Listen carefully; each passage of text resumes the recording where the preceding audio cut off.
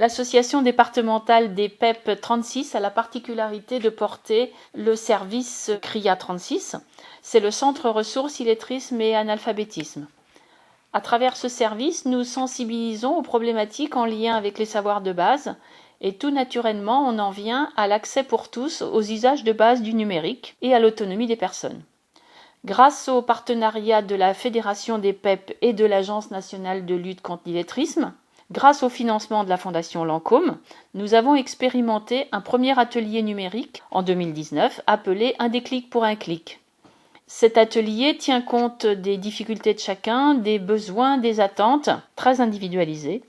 Et aujourd'hui, fort de cette expérience positive, nous avons intégré ce projet dans une demande de financement politique de la ville. Notre inquiétude réside aujourd'hui dans la pérennisation des financements afin de pouvoir poursuivre l'atelier dans le temps. Nous profitons de cette occasion médiatique pour rendre visibles les temps forts de cet atelier et de mettre en avant la démarche originale d'ambassadrice numérique initiée par Nicole et sa participation pleine et entière à cet atelier et aussi dans le cadre du service SAVS dont elle est bénéficiaire. Je m'appelle Agnès et je suis éducatrice sur le SAVS des PEP de l'Indre. Je travaille auprès d'adultes en situation de handicap qui vivent au domicile personnel, seuls, en couple, en famille, avec enfants, sans enfants. Et mon rôle, c'est de les accompagner vers une autonomie sociale sur la base d'un projet d'accompagnement personnalisé. Je dois donc trouver des partenaires pour travailler en relais. L'idée n'est surtout pas de créer un lien de dépendance au service, mais de s'ouvrir vers les autres. La première demande de Nicole, c'était prendre un rendez-vous chez le médecin. Bah oui, maintenant, quand on prend rendez-vous chez le médecin, c'est avec Doctolib. Donc, comment fait-on ? Et puis, la deuxième demande, c'était j'ai des affaires de ma fille à vendre, je voudrais passer une petite annonce sur Le Bon Coin. Tout ça, c'est du numérique et Nicole a besoin, comme beaucoup d'autres. Moi, je ne sais pas faire ça, donc j'ai contacté le CRIA qui a pris en charge Nicole. Et j'ai rencontré Nicole, on a fait le point, ce que j'avais besoin pour Internet. Et après, j'ai rencontré Amélie. Et c'est là que ça a démarré les cours Internet. On avait une conférence à Paris, donc j'étais à Paris, j'ai raconté ce que j'avais fait moi avec Amélie Internet. Parce qu'au début, Nicole, vous ne saviez pas vous servir d'Internet. Je savais m'en servir, mais un petit peu quoi. Je savais pas non plus les bases. Je savais pas créer un compte mail. D'accord. Une adresse mail, vous saviez pas comment ça marchait. Non.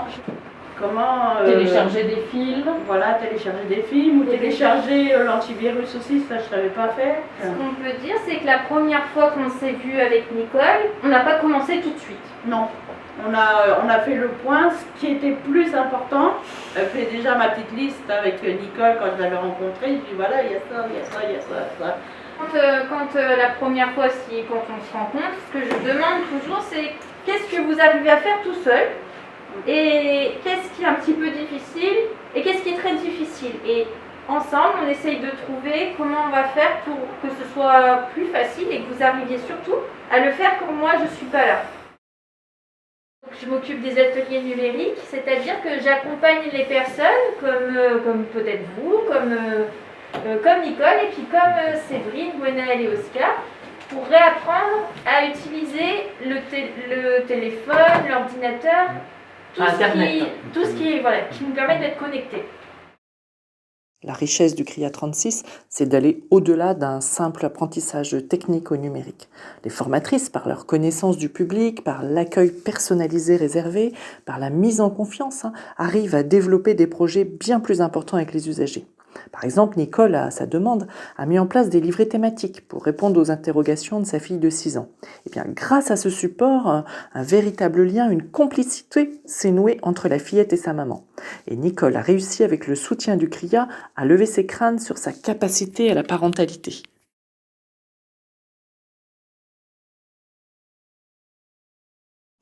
Oui, pour toi, c'était pas venir tout le temps, mais c'était venir quand tu avais identifié.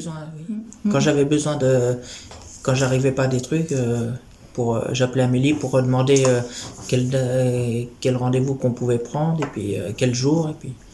Par exemple, qu'est-ce que c'est la carte E-patient ? E-patient, c'est une carte d'hôpital. C'est une carte d'hôpital là pour savoir les résultats d'analyse, de prise de sang, pour les rendez-vous. Donc ça veut dire que tout ça, ça passe C'est par par le- téléphone. Moi, le truc numérique, ça m'a beaucoup aidé, quoi. Voilà, quoi. Ça m'a permis, moi, par contre, de faire beaucoup d'histoires à ma gamine. Avec les photos que je savais pas faire et que j'ai appris maintenant à faire. Ça m'a permis De retrouver cette complicité mère-fille. C'est ça, c'est ça. Il y a tous les autres aussi qui ont besoin, hein. La maman qui veut inscrire ses enfants au centre de loisirs, celui qui veut renouveler son abonnement à la médiathèque, et puis je veux ouvrir aussi un compte de messagerie parce que j'ai besoin de communiquer comme tout le monde, hein. Aujourd'hui, qui n'a pas un compte de messagerie?